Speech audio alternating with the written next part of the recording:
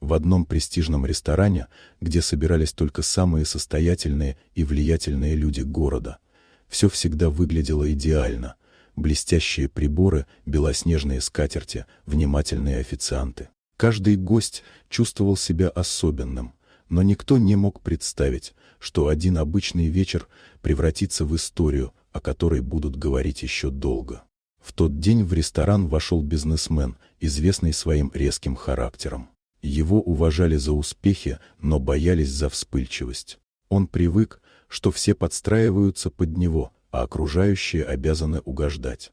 Рядом с его столиком появилась молодая официантка по имени Ева. Она работала недавно и впервые обслуживала столь важного клиента. Ева была скромна, но в глазах читалась решимость. За ее плечами была тяжелая жизнь. Болезнь матери, долгие подработки, учеба, которую пришлось оставить ради семьи. Но гости ресторана ничего об этом не знали. Когда заказ немного задержался, бизнесмен начал громко ругаться, требуя немедленного обслуживания. А когда официантка поставила перед ним тарелку, он заметил маленькое пятно на скатерти.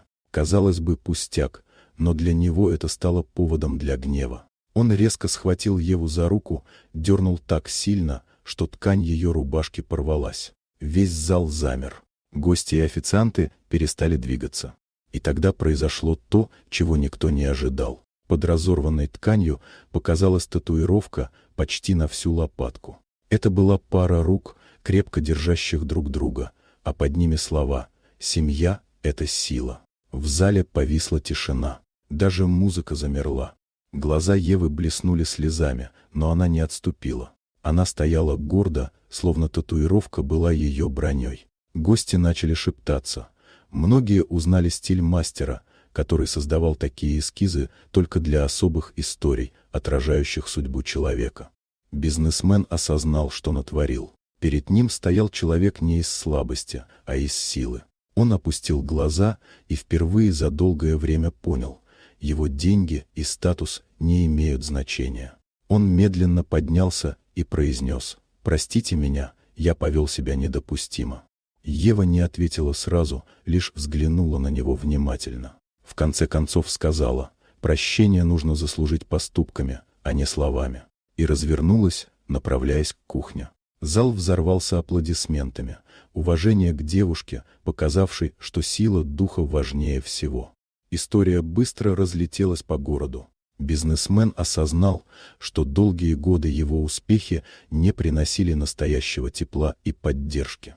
Через несколько дней он вернулся в ресторан, не как требовательный клиент, а чтобы предложить помощь матери Евы.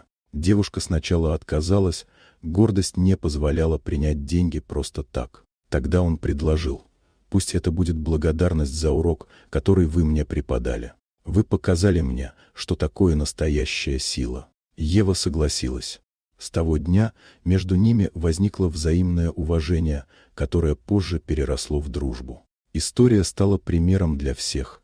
Сила не в деньгах и статусе, а в умении оставаться человеком даже в трудных обстоятельствах. И каждый раз, когда в городе вспоминали тот вечер, говорили не о гневе бизнесмена, а о девушке с татуировкой, которая заставила весь ресторан замолчать и задуматься о самом главном — о семье и человеческом достоинстве.